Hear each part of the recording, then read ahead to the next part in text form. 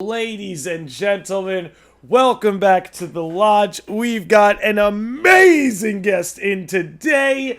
But before we do that, we have some people we need to thank. And those people are, very quickly, Alex Pamal, David Fries, Shane Driscoll. Look out for some of Shane's music coming out soon. Chris Burkowski, Corey Barchat, Scott Castellano, The Family, Nick Taborski, Charlotte Astry, Kevin McBride, Michael Fay, Richard Arnold, Luigi Peppercorn, Andrew Clay, and today's guest from the podcast Send the Invite. Check it out now. Pause the video, pause the podcast, find Send the Invite. They're on all platforms.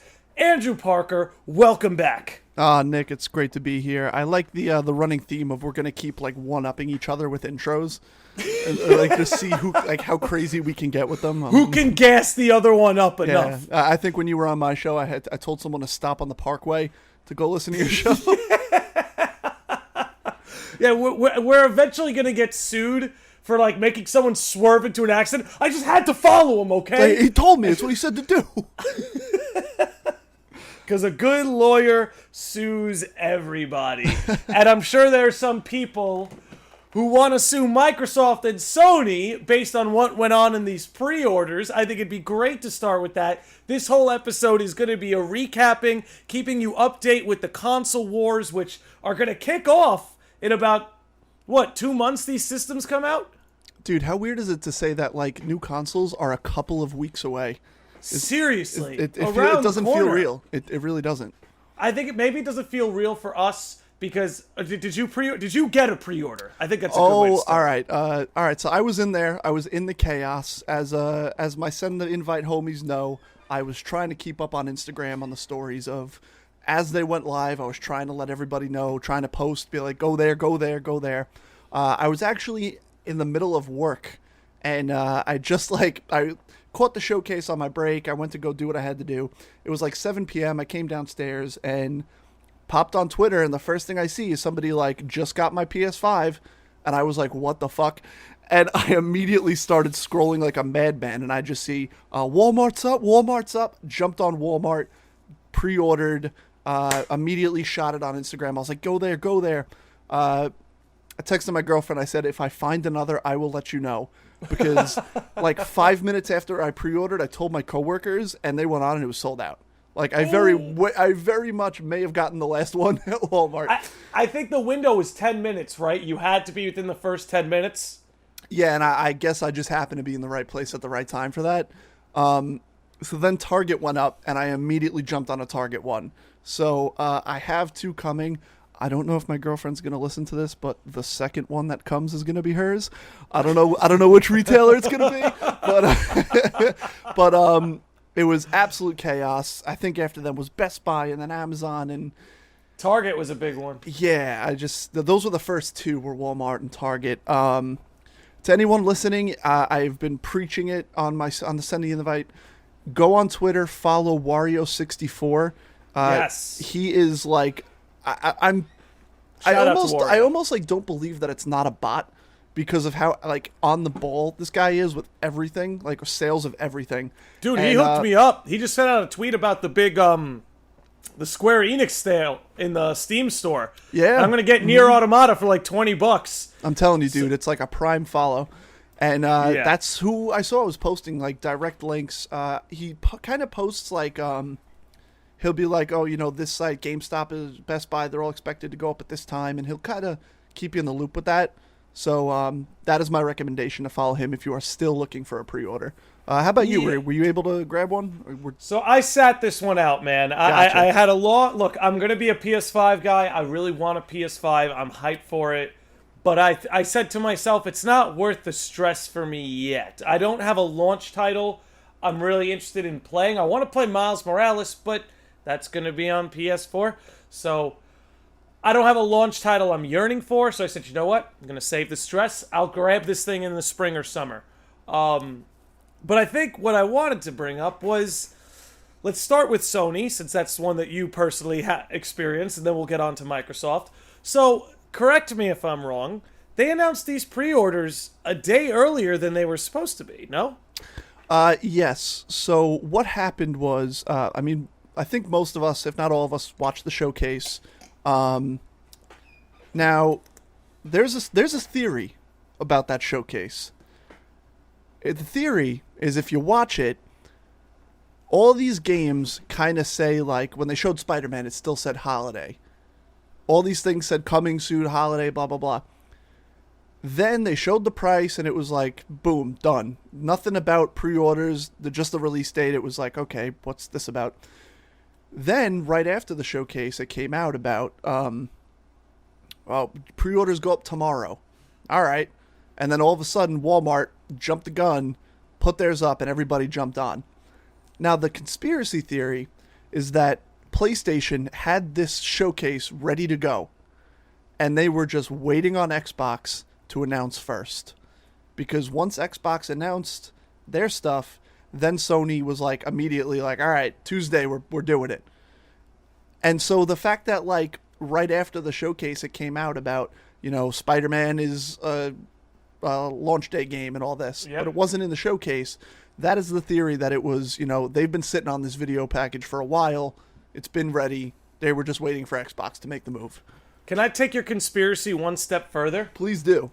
So a lot of people think the reason Sony might have done this, and it could have just been dumb luck, but a lot of people think, so they said the pre-orders were going to be at this day and this time, and then they were a little bit earlier than that. So what that did effectively was it kept all the bots out, because the bots were programmed for a different day and time, but when it dropped earlier than expected, real people and non-scalpers were able to get in there by word of mouth and get what they could before all these bots that were set up to automatically do it. Because that is a problem with these pre-orders, is that there's tons of scalpers who have bots set up where the second that thing goes on sale, the bots are ordering them from every single retailer so that they could scalp them on eBay for, twice the price. Mm-hmm. So a lot of people think, even though this was technically a gaffe by Sony, that it effectively made it so real people were placing the orders as opposed to pre-programmed bots. Do you think there's any credence to that? Or do you think that's Sony's dumb luck? I definitely think that's possible, which would actually be funny, because I feel like a lot of people who didn't get one, and I think you have a right to be angry if you didn't get one. You have a right to be upset. But I think a lot of them were like, oh, how could Sony do this? Like, how could they not look out for us? When, if that's actually true, they were actually looking out for the consumer more. But I don't know if we'll ever know if that's true, but that is, I believe that. I think that's totally plausible. Well, I know they were looking into a way that they could prioritize customers. Like, I think maybe you were the one who told me about this, that they were thinking of doing something like, depending on how many hours you've logged into your PlayStation account, that dictates where in priority your pre-order is. So if they could see you're like hardcore gamer, they want to get you that PlayStation. Because I think what Sony is actively trying to do is find some way to keep these scalpers out of it. Yeah, but that was actually a really bizarre thing, because they made you sign up and they made you put in, like, you didn't put in your email, you put in your PSN ID, and they were like, if we'll email you, you may be lucky enough to win, and you might get one. Those actually went up, or like they emailed people the day they said they were going to, the day after all the retailers did their thing. And from everything I've seen, it was luck of the draw. Like, it was just a completely random choosing. Like, they put them, I don't even know what those things are called, like the lotto ball machines. Yeah, whatever that is. Yeah. I like how we're doing the motion on an audio pod. So for those listening, Andrew and I are moving our hand in a circular motion as if to row a lottery ball spinner. There we go.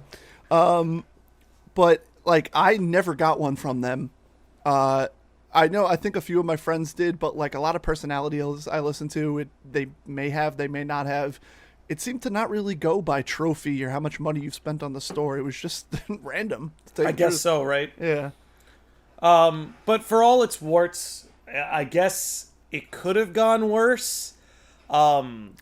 Speaking of Xbox's launch, again, this is another example where it's like, you could call it a gaffe, but Microsoft made a lot of money on that pre-order, and it wasn't just from the next-gen console.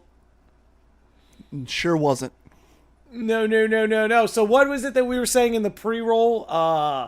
The current gen Xbox sales went up 700%. Yeah, the Xbox One X sales went up 700%, which I don't know the exact number of, but that's a lot of people that are going to be disappointed on Christmas. Yeah, there's going to be a lot of crying children. And I did see a few personalities who kind of work in games media saying, before this happened, being like, oh, everyone's worried about the naming convention. It's not confusing. It's the imaginary grandpa problem. Everyone's worried about someone's imaginary grandpa choosing the wrong console. And it's like, nah, the numbers are here. It's real. No, there's some aunts and uncles who are out of the loop, too. You know, it's not just grandma and grandpa. And, like, that's the thing. It's like, I'll at least give props to Sony. They make it very easy. There's the 1, the 2, the 3, the 4, the 5. You know? Yeah. As opposed to agree. Microsoft and Nintendo, which don't really have a chronological naming scheme. Mm-hmm. But at least with Nintendo, like, they name their consoles different things. Like, the Wii U was kind of a flop because of the naming convention. But other than that, it's like the GameCube, the Wii, the Switch. You know it's like a new thing. Microsoft, it's always Xbox. It's just Xbox something else. So maybe calling them all X's and S's, which in itself sounds similar, the X and the S. Like, maybe not the best idea. It's rough. I mean, the orders went quick. You know, Microsoft obviously had no problem selling these pre-orders out. It's just like you said, there's going to be a lot of upset children on Christmas morning when grandma and grandpa or aunt and uncle really think they nailed it, and then they just absolutely ruin a kid's day. I think we should do like a scouting report and take like a camera into Best Buy like the day after Christmas and just see the returns line and how many people have Xboxes and how many like sad kids are online. They better restock. They better be ready to restock on December 26th. Maybe that's the trick. Honestly, maybe that's the trick. Is what they're going to do is all the people who want to return it because it was the wrong system, waiting for them on December 26th is going to be the next shipment of Xboxes. And it's like, oh, no, we just gave you it. It almost works as like a ticket. Like an IOU. I've got this IOU Xbox, and I want it for the Xbox I want. I have this giant plastic IOU that I want you to upsell me on, and so I can give you more money the day after Christmas. Maybe it's genius. We cracked the code right here. It could be genius. That's the thing. Xbox really can't lose. That's the thing. It's not Xbox that's going to lose, or Microsoft. It's the consumer who's going to miss out. But that's enough on the pre-orders. So a lot has happened in terms of library. Now, you know, for the longest time after the initial events, you know, Sony in round one kind of won the library there, showing off Ratchet and Clank, showing off the Horizon Zero Dawn sequel, Miles Morales, and everyone's like, okay, PS5 is winning this library battle. And then round two came along, and Xbox still didn't have anything, and then Sony just piled it on with Resident Evil 8, Final Fantasy 16, new God of War, and everyone said, okay, Sony won. They have all the exclusives, and Halo got delayed. But then what happened, Andrew Parker? They dropped the atom bomb of Bethesda. Now, go ahead. I was just going to say I mean, you have to account for inflation, but I believe it was $7.5 billion, which is almost double what Disney paid for Star Wars, and pretty similar to what they paid for Marvel, which is honestly insane. Personally, I love the move, though. I don't know how you feel about it. If you're Microsoft, you love the move. Oh, yeah. And as someone who, you know, reports on this kind of stuff, and I try to do it from a non-biased stance, even though I am more in the PlayStation ecosystem. Once again, subscribe to Send the Invite. Yes, pull over. Stop. Quit your job. Now. Like, to me, everyone was saying, they were like, okay, you know, how is Sony going to respond? They were like, you know, Xbox just dropped this bombshell. They bought Bethesda, you know, Wolfenstein, Doom, Fallout, Elder Scrolls. These are all Xbox first party now, and it's like, what's Sony going to do? And I'm like, I don't know if Sony needs to do anything. To me, this was like a leveling of the playing field again. Microsoft got their head above the water. Exactly. It doesn't feel like they're, you know, behind the ball, because I have been kind of championing Xbox even before this for their studio acquisitions. I like that they bought Obsidian.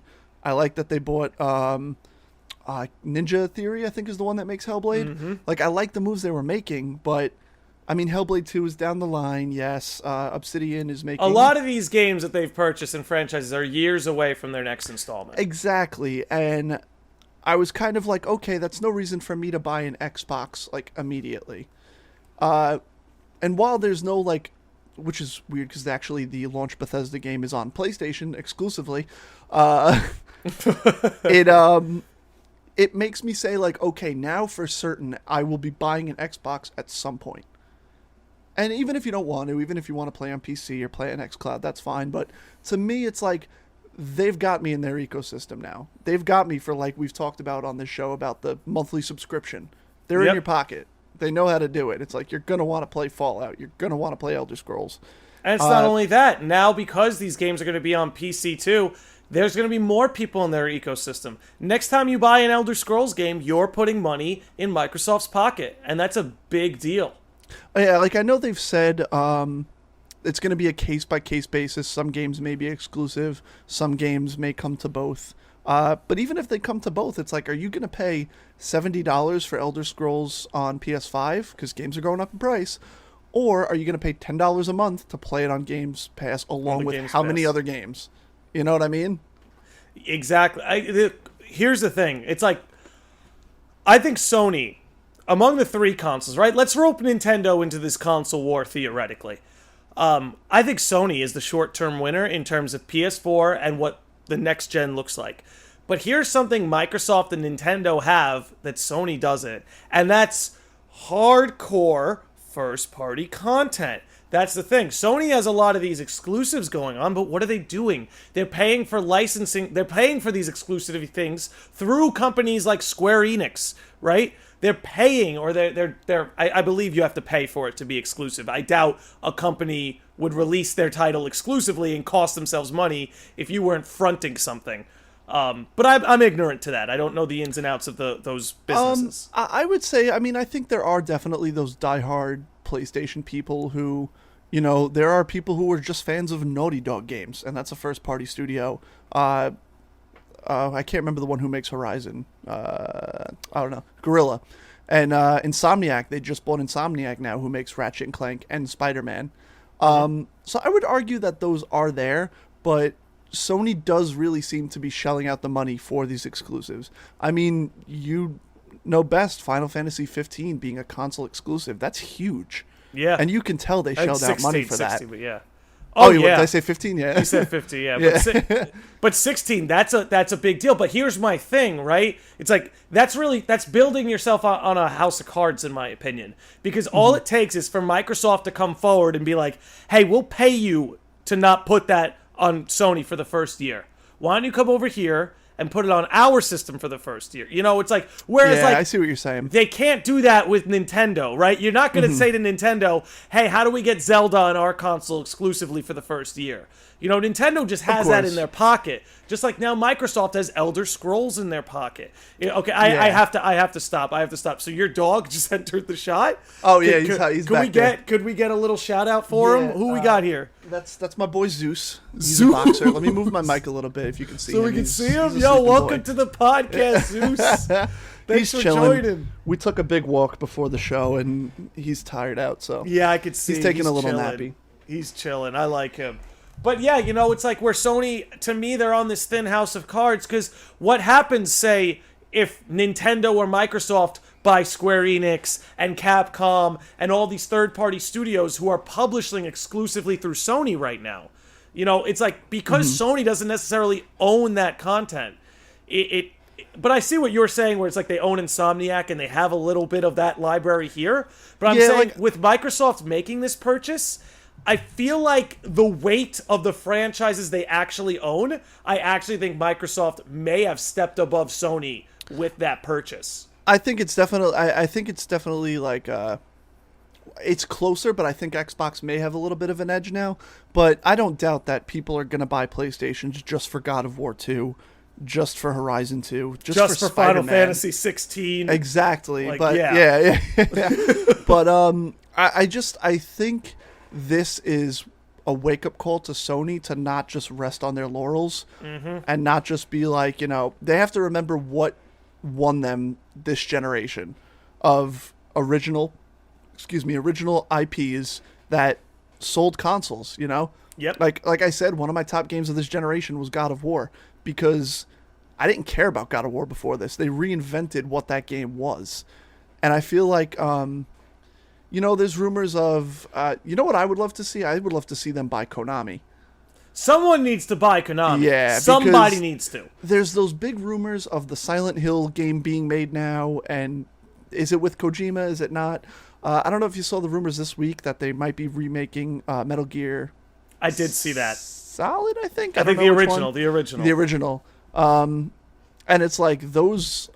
Like, Metal Gear is associated with PlayStation. I think it would make so much sense since Konami just likes making, like, slot games now on your phone. Like, they don't really care about this stuff anymore. No. So, even if you just buy, like, the IPs or something, I don't know if that's possible. I don't know, like, the business Yeah, side no, of this. you can. You can. You don't necessarily need to buy Konami. You can just buy out the IP. Yeah, they could buy out the IP for Metal Gear because I think anything Konami would put out new with Metal Gear would tarnish it because of Kojima. So I think if they sold that to PlayStation, hire Bluepoint, who's making this Demon Souls remake and that made Shadow of Colossus, give them Metal Gear and have them remake that, that would be huge. Like, come on. That'd be so huge. And that's the kind of moves you want to see from Sony. I don't know. I think if you're a fan of video games, whether you play a side between PlayStation and Microsoft, I don't know, maybe that's how you see it, but this purchase is a good thing. Because like you said, now Sony can't rest on their laurels. As much as you may want Sony to win, and as much as you may want Microsoft to win, as much as maybe you want Nintendo to win, what you don't want is one winner take all. You know, if anything, you should be rooting for Sega to get back in the game. Let's get a fourth console to contend with, which, speaking of which, what do you think of those rumors about Microsoft buying Sega? I think after the Bethesda thing, it's safe to say that nothing is too crazy anymore. Like, I mean, to put it in context, like, the way it was described to me is, like, you think about, like, E3, where it was, like, you had a Ubisoft conference, you had EA conference, and then you had, like, a Bethesda. Xbox just bought that. So, like, nothing is off the table now. So, there were all the rumors. There was the blue controller. People were pulling up Phil Spencer wearing, like, a Sonic shirt. And, like, Xbox is driving people crazy, because I don't know if you saw when they announced the One X. Xbox revealed that Phil Spencer had a One X behind him. Yeah, like the a whole month time. Ago and nobody knew it. Nobody so picked it's up like, on it. Now everyone is going to study every single frame of an Xbox conference. Like, this is what they've done to people. Is that the Sakurai effect? I think Smash so. Brothers? I think so. Yeah. I completely, that's what it is. So here's my thing, man. And maybe you're more caught up with this than I am. But the last time I cared about Microsoft buying an IP, it's when they bought Rare. And they me too. And they fucked it up. Oh, yeah. Do they have a better... Please tell me they have a better track record outside of Rare.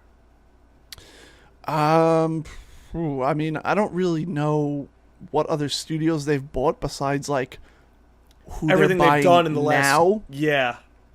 One thing, though, because they bought Double Fine, who makes Psychonauts, and it's Tim Schafer's company. One thing he said that I think speaks, like, volumes about Xbox is he's like... And unless you work in game development, you don't understand, like, the hustle of, like, making, like, just trying to make it game after game. Like, you're selling a game to afford making your next game. Like, but under Xbox, having that guaranteed money, they're like, we just have the freedom now just to make games.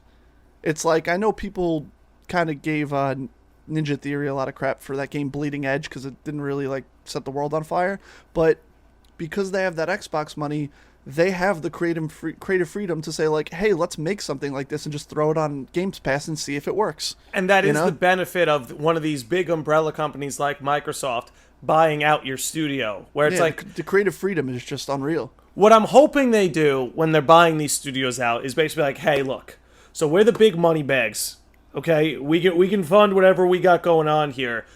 I just hope Microsoft doesn't try to change anything. It's like, you don't need to fix Elder Scrolls. Like, laissez-faire, baby. I just hope they're laissez-faire about all of this. And it's like, hey, we just did this so that the money goes into our pocket.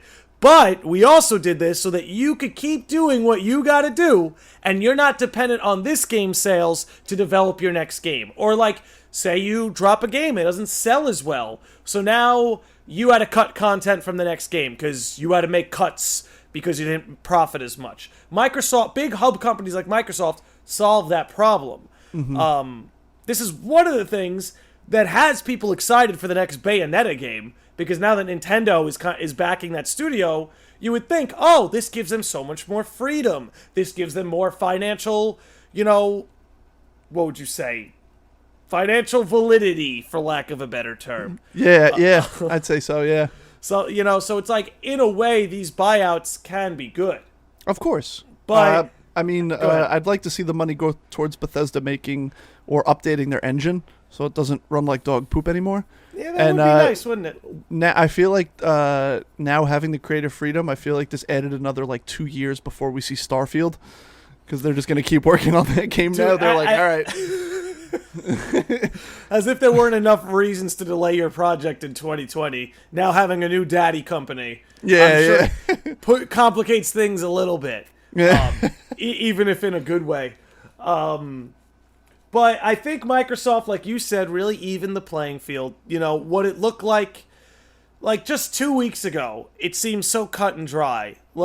Of course. It was but now there's room. Now there's room for nuance. Now, if you really love Xbox and Microsoft, you don't have to abandon them due to lack of library. They're going to give you a good library. Now, I actually think Microsoft's going to go next level, and I don't think there's going to be any exclusives. I think most of these games are going to be on PlayStation, because to them, it's like, they're going to get the money anyway. Yeah, they're going to get the money anyway, and I think putting it on both systems just enhances how great of a deal Games Pass is. Because like I said, that moniker of you're going to pay $70 for this one game. That's 7 months that you could play the game on here with a bunch of other games. And It's like, all right, well, you sold me, So let me ask you, because here's the thing that worries me a little bit about something like Game Pass. Because I don't think it's enough monetarily to rest all your laurels on it. Because one thing I'm worried about, it's like, you're right. So it's like, if you pay $10 a month, then you as a gamer spend $120 a year. Now, I don't know about you, I'm spending more than that in the month of November alone. So to me, it just actually means less money from the consumer to the developers and the publishing houses. So does that mean smaller budgets in the long run? Because you're right, it is a better deal. It's a better deal. I'm just wondering, what are the long-term implications of this, where gamers go, I buy 6 to 10 games a year. So that's anywhere from, my math's going to be so shitty, but let's just say it's anywhere from $300 to $600 a year that I'm spending on PlayStation titles, Nintendo titles. But now I'm going to spend the equivalent of 2 titles a year towards Microsoft. And again, I want to reiterate, it's a fantastic deal. Oh, yeah. My worry is that this fantastic deal, the long-term implications are that there's less money going into these developers, going into these games. That's my long-term worry. Do you think there's any validity to that? Do you think I'm missing something, that there's probably something in the profit margin I'm not considering? I mean, I'm pretty much a simpleton when it comes to this stuff, and I don't really know the way those businesses work. But the way I look at it is you said you buy 6 to 10 or 12 games a year. Yeah, between 6 and 12. How many of those do you buy from Xbox? 0. So if you were to pay for Games Pass, they're essentially selling you 2 games worth a year, and they're guaranteed that money. So when it's you think about about it, how many customers. How many PlayStation exclusives come out a year? One Not or 2? Not many, and I probably buy 1 or 2 exclusives a year. So I mean, I'm a simple person when it comes to this stuff. I'm a lunchbox Larry, but to me, I guess that's how it makes out. I mean, they put that money towards third-party deals, towards studios, and I mean, on top of that, it's Microsoft. It's not like they're hurting. You know what I mean? That's the other point. Yeah. It's not like they're hurting. I think now that you bring that up, that because the barrier of entry is so low, inevitably that just means their customer base is going to grow. So it's Exactly. like maybe instead of, and these aren't actual numbers, I'm just using them to make a point, instead of 1,000 people buying 4 games a year, you now have 3,000 people buying 2 games a year. Yeah, essentially. So okay. So I'm glad we cleared that up. I feel a little bit better about it. You're not such a simpleton, Andrew Parker. That was a fairly nuanced and knowledgeable take on it. But I guess if we're doing a quote unquote console war update, it's a lot better today than it was 3 months ago. Whether you're a fan of Sony or Microsoft, things are much more exciting now than they were 3 months ago. I just gotta say, do you think this is the weakest library launch we've ever seen? Like, day of release. No, I don't think so. You don't think I think so? it's one of the strongest, actually, at least for PS5.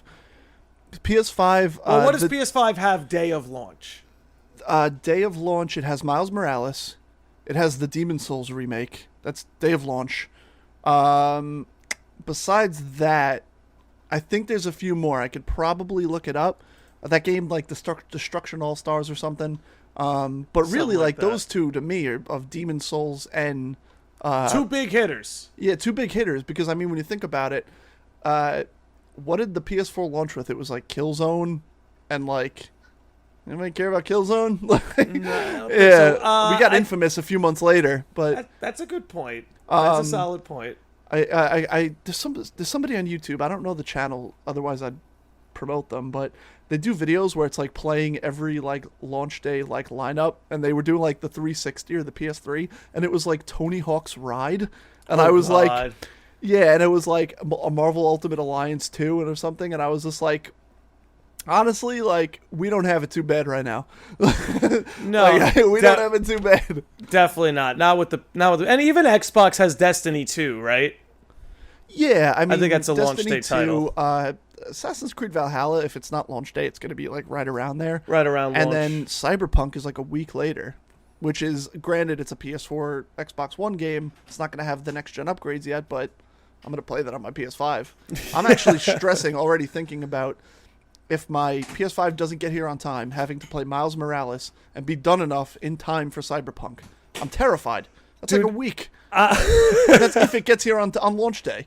That's a good problem to have, by the way. Definitely having too much content to handle. Cyberpunk, for me, it looks incredible. You know, just from what they've showcased. That to me might be a game I get like a year after. I feel that. Like, I definitely feel that. Because it looks like one of those games that's going to last the entire like console cycle of the PS5. I had a bit of a hot take. I don't even know if it's a hot take, but like they've said that about a year or two after the Cyberpunk story, they're going to have the online component with like microtransactions or whatever. But like the single player doesn't have any of that. And I was like, I think this game is going to take the GTA throne. You think so? I think so. I mean, it's the Witcher people. Like, they've built a reputation. The Witcher, it just blew up in popularity because of Netflix.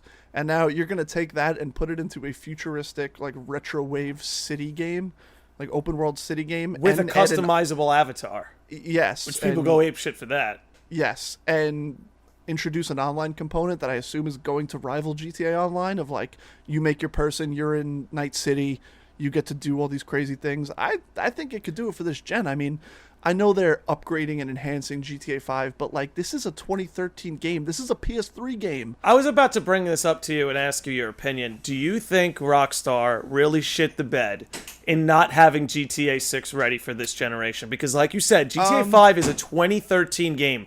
That means they could have sat on it and given it support for 3 to 4 years before they needed to get started on GTA 6. Because it is so huge. GTA 5 is one of the biggest games of all time. It's one of the biggest pieces of media of all time. I think it's sold more than like Endgame. Or like it sold more than entire consoles. Yeah, you know, yeah. It's next level. My whole thing is I think that game fundamentally changed Rockstar as a company. Because they made a fuck ton of money. If we're gonna keep our conspiracy theory hats on, did you play Red Dead 2 by any chance? I did not play Red Dead 2. All right, so I am a complete fucking Rockstar shill. I love all the games they make. Give me Bully 2, I'm here for it. There was a theory that the CEO of Take-Two, his name is Strauss Zelnick, and he is the guy who promotes, he wants GTA Online, he wants microtransactions, he wants to make that money. Like, that's the business model for them. In Red Dead 2, the guy who's like the banker of your crew, his name is Air Strauss, which Strauss Zelnick. And like throughout the game, you realize that he's just like a greedy fuck, and like he's a piece of shit. You kind of like hate him and like kick him out of the camp. And soon after that game came out, one of the Hauser brothers, Dan Hauser, who's like one of the original 2 people on GTA and who makes all these Rockstar games, left the company. He took a year hiatus and he left. Dan Hauser is not with Rockstar anymore. So I mean, I don't know where GTA 6 is. I don't know if it's. I mean, I assume it's being made. I don't know how far along it is. I can punch in quick Yeah. with the last thing I heard about GTA 6 when they were asked about it. Apparently, and I don't have the exact person's name. I know this person was from Rockstar, but what they said, and I think this was like 2 or 3 years ago, they just said the climate's too sensitive for GTA 6. I remember they said it's so rapidly changing that by the time they like tackled a topic in a game, because you work on games for like years, especially GTA. Yeah. By the time they'd put something out, like, and I'm not like trying to get like super political on the show, but imagine like the way the world is now, and like them making a game about it, and then like releasing that game in like 2024. Like, is this still what we're going to be on? You know what I mean? Yeah, that's why, and I guess for me, right, one of the things I love so much about JRPGs is they kind of go after those immortal, grandiose topics. Of course. Those things that transcend fucking millennia. Because you're right, if, you don't have the advantage of South Park, where it's like something happened on Sunday, you make an episode about it in 6 days, it's out there. You're right. It's GTA. If you wanted to make a game about what's going on in 2020, it's not going to be ready till 2023, 2024, where, universe willing, this is all done. You're right. Our country is not in shambles. Yeah, that's it. Let's hope so, right? It's got to get worse before it gets better. But, you're right. The turnaround time is not good enough to be like social commentator through your game. It's too tough. The climate does change rather rapidly. Yeah, and something like that would almost benefit something like GTA Online, where they could put out these smaller updates based on businesses and kind of introduce these characters that are kind of, more of a social commentary or, gags about stuff like that. But I don't know. The last rumor I ever heard about GTA 6, and I don't know if it's true, there was years and years ago, they were saying that it was going to be like the whole United States. I saw something about that.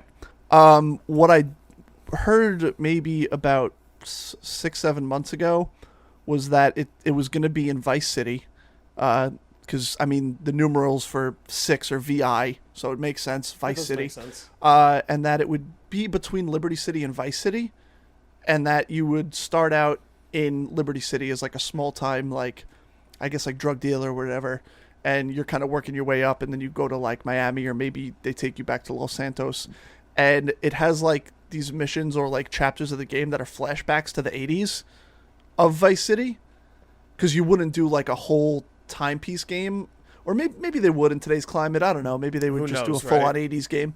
Yeah. But that was the last rumor I heard, and I think that would be so cool if they had like flashbacks to the 80s and stuff like that. I don't know. I think that would be cool. I feel like culturally we're pretty much headed into another version of the 80s. Like if you think about the way culture cycles itself, is we're kind of moving in to that kind of era right now. So it would be awfully timely to do something like an 80s flashback game. I think that could be pretty cool. Or at least have sequences, like you said, where you do flashback to the 80s. And maybe there's some stuff that you could showcase in like 1983 Vice City that had implications and an effect on the story of Grand Theft Auto Vice City that came out, I think, on PS2 all those years ago.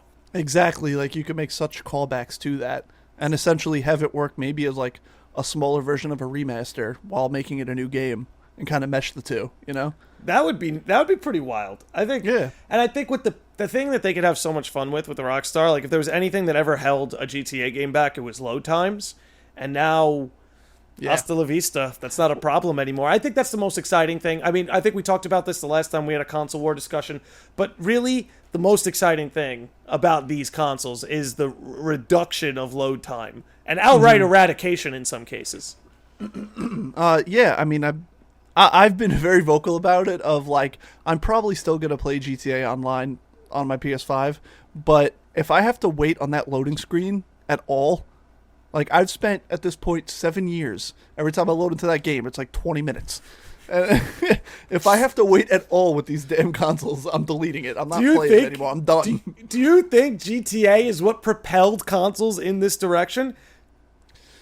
Or at least had some kind of impact? Like, was that a game where we kind of learned, hey, maybe these assets are getting too big, that it's time to upgrade the bandwidth of what loads these assets? I mean, it's definitely possible. I mean, it's absolutely insane to think that all these assets were on a PS3.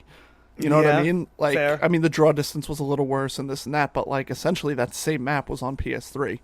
Like, that's pretty insane to me. And it's like, yeah, I think it's one of those things about like, it's just the way consoles are kind of going. Is like, you know, we're kind of catching up to PC, and like SSD is the future. It changes game making. I'm glad you said that. This was the last thing I wanted to lead into. But how much longer before they just start selling us gaming PCs? How far away from that are we? They are in 5 weeks. I mean, the Xbox Series X is literally like a small tower. You know? I guess I mean, how much longer before they create something with the interface of a normal PC, where it's like you boot up your PlayStation to check your email. You know what I mean? It becomes the computer of your household. I don't know, because I feel like last gen that was something. It almost felt like that's what Xbox wanted to do with the Xbox One. Because it was too early. You remember the launch? It was like, you know, TV, sports, Call of Duty. It was like, that was the jokes. And it's like, I don't know if people want that from a console. Like, in today's world, we have so many different areas of being able to check all that. Like, we have our phones, we have our computers, we have smart TVs. It's like, I feel like consoles are so special at just like being that escape and being that just turn it on. The rest of the world doesn't matter. Like, I feel like that's one thing people love about consoles. You know what I mean? Like, I make jokes with my PC friends and call them like their TurboTax machines. And it's like, Mikey, who I'm recording Send the Invite with, we went on to play this game Spellbreak, and I told him to download something. I'm like, yeah, I think like Clippy can help you with that. Little fucking just like Microsoft giving him shit. Yeah. No, but listen, I'm of that camp where it's like, I love the idea of a console. Like, fuck yeah, baby. May this thing never die. May this shit never fucking die. But I think Nintendo's gonna have a monopoly on that soon. Really? I think, and when I say soon, I mean within the next 10 to 20 years. I think because I think what's going on is like, it's a race for like, what is your hub? Because you're right, we have our smartphones and our laptops and computers, but now that we have smartphones, like, it used to be... Oh, I got a little blurry there. There we go. Yeah. They're trying to shut me off. Yeah.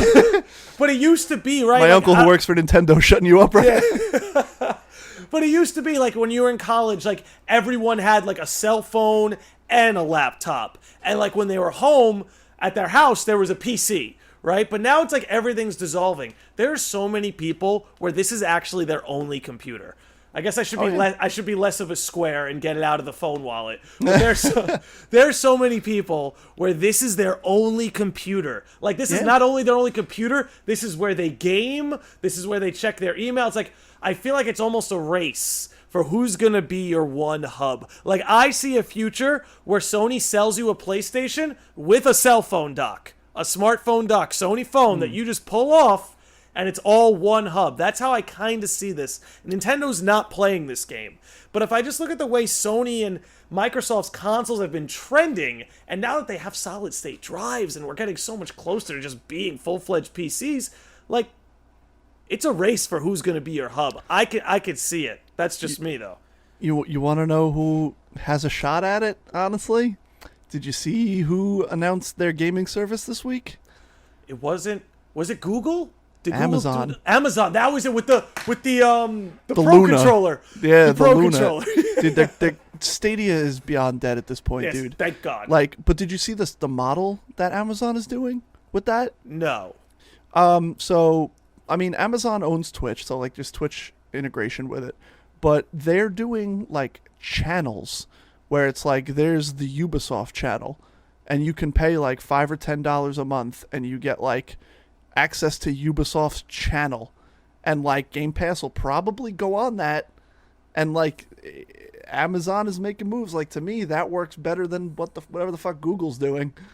Like, it's definitely a better model. Google had a terrible model. Google had no idea what they were doing. No, it's I don't remember the guy's name. It's like the same guy doing the launch that did the Xbox One. I'm like, this guy should never do a fucking console launch ever again. Ever again. Yeah. I don't see it succeeding. I have to be honest. I think it's hard to get into the gaming industry as like a quote unquote console. I know Amazon's not necessarily a console, but they're a hub.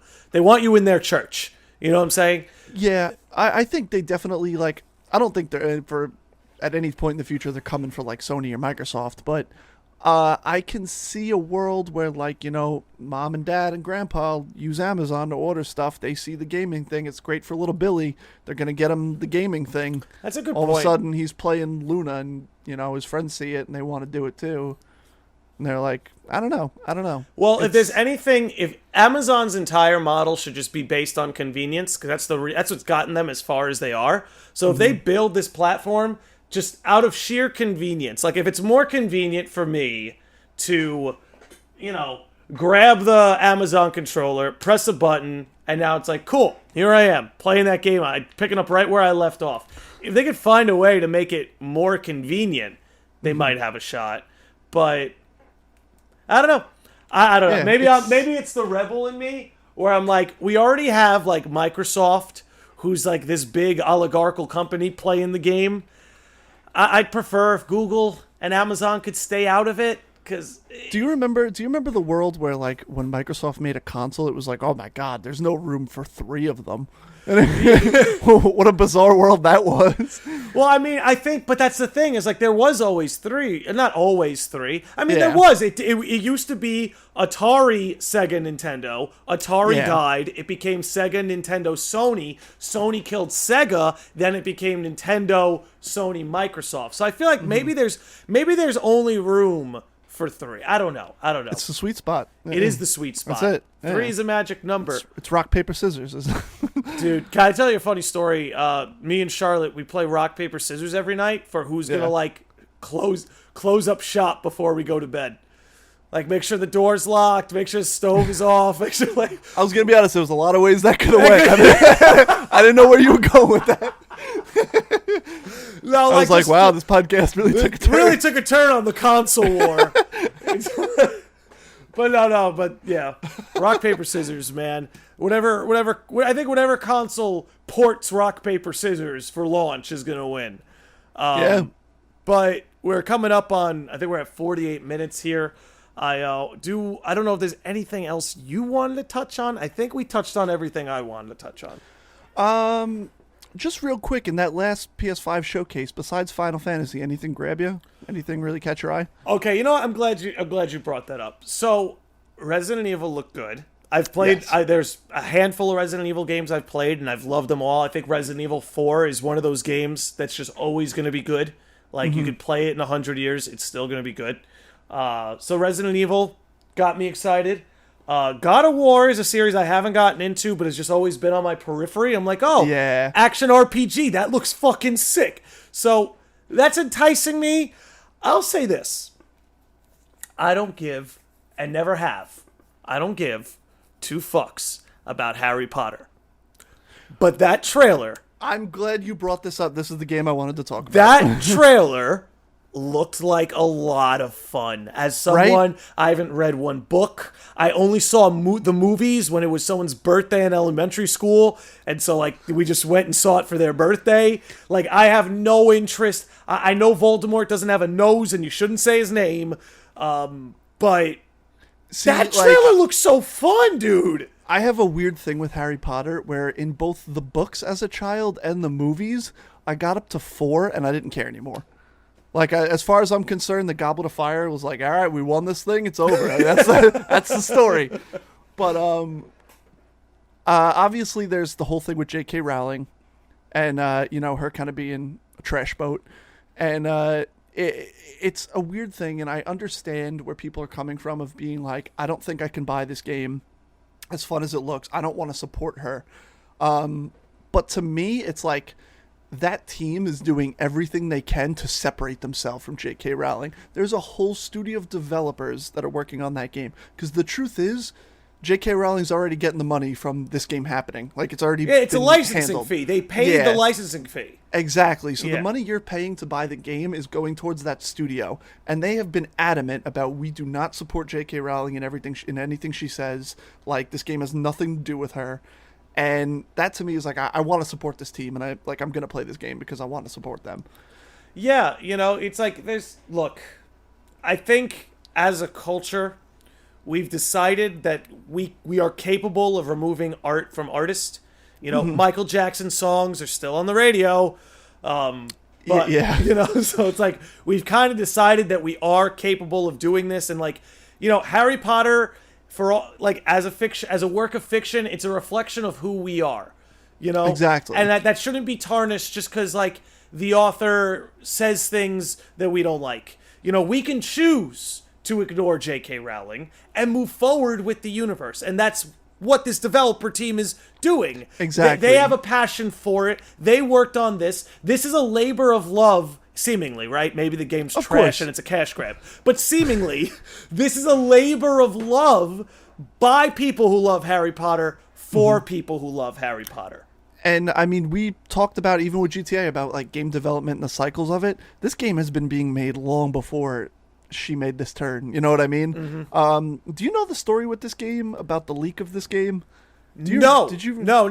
I do not. So I guess like this game leaked in 2018 because I guess somebody got to play test it or like previewed it, and they never made them sign an NDA. So he just literally uploaded to YouTube. He's like, hey, they didn't make me sign anything, so this is happening. And it was chaos. Like, people watch this, they've been so hyped for 2 years. It's been like, where's this Harry Potter game? When's it happening? And like, it's so awesome to see it in its final form and to know that like it is real. Like, we are getting this. So I'm hyped on it. That was the one game I wanted to hit on because I know it was controversial a little bit, but yeah, I'm excited for it. It's like no matter where you stand with these kind of things, like I commend everybody. The way the market works is, at the end of the day, the dollar's more the way where you spend your dollar is more powerful than where you cast your vote. So I commend people for embodying this attitude. But what's important to note is, as you said, they already paid her the licensing fee. This game could be the best-selling game of all time, and she's not going to get an extra penny for it. She's been paid already. She's been paid already, and let's be honest, Harry Potter's not going anywhere. J.K. Rowling can die tomorrow, and they can never write another book. But people are going to keep that going. There's a love for that universe that transcends, this plane of existence, So, of course, I, as somebody who does not care, I don't give a shit about Harry Potter. I don't give a shit about J.K. Rowling. But I think I give a shit about that game. That looks cool. Right? You know what I mean? Yeah, I know exactly what you mean. And it's pre-Harry, right? It takes place pre-Potter. Yeah, it's like the pre-Potter era. It's the 1800s, so I believe it's like right before Fantastic Beasts, which I haven't seen, but that's what I heard. But yeah, no, I totally commend anyone who chooses not to play this game. I believe you're right in whatever you believe. Obviously, I don't agree with J.K. Rowling. I'm literally wearing an End Racism shirt right now. I think she's trash. But, yeah, I mean, I've had, like, a casual love for Harry Potter. And, like, this game, like you said, I'm all in. Like, yeah, dude. I am excited. It looks good. If you're a fan of Harry Potter, it's worth looking into. Like, I don't know how else to say it. I don't know how much of Harry Potter's fan base is even gamers. But if there's anything we've learned from console wars, it's that the gaming community is fucking huge. Oh, yeah. And right now, I think we're all winning. You can't lose. You can't lose. And that's the thing. It's like, I know there are people who pick sides in this war, and then Microsoft buying Bethesda, they're like, oh, it's like, Sony's not going anywhere, dude. Like, you want Xbox to Yeah. do well. Xbox doing well lights a fire under Sony, lights a fire under Nintendo, and that's vice versa for all of them. Don't Yep. let any of them feel like they've got you in their pocket, even though, Healthy competition is great for the consumer. it's everything. Yeah, It's it everything. really is. It really is. And I think that's a good note to end on, but I want Oh, to absolutely. give you the last minute, get in your plugs, your final word, and then we will wrap this up. Absolutely. So you heard at the top of the show, you can hang out with me over at Send the Invite. Send the invite on Oh my Instagram. God. What? What? Oh my God. What happened? This is why we do backups, man. Oh no. The video isn't recording. But you have audio, right? I've got my audio. You have your audio? I have my audio. Okay, so we're good. The episode's going to be published. There's just going to be no Alright. video. But fuck. Well, what we'll do is we'll take like a photo each, and you'll do like the South Park Canada, like like my mouth moving when I talk. That's fucking good. That's good. Now, I'll figure something out. I'll have a nice image or something, and I'll have a disclaimer like, hey, video got botched. Here's the audio. Yeah. But if you're listening to the audio episode, I'm not cutting any of this. This is all staying in. But get your closing word in. Get your closing word My in. Nintendo uncle shut down the video. We're not. J.K. Rowling shut us down. We're not allowed to put the video up. Yeah, send the invite. You can check me out. We put out episode. We've been kind of bi-weekly right now. Life's just been hectic, but we put it out on Tuesdays. I'm actually going right after this to record another episode. It'll be up on Tuesday.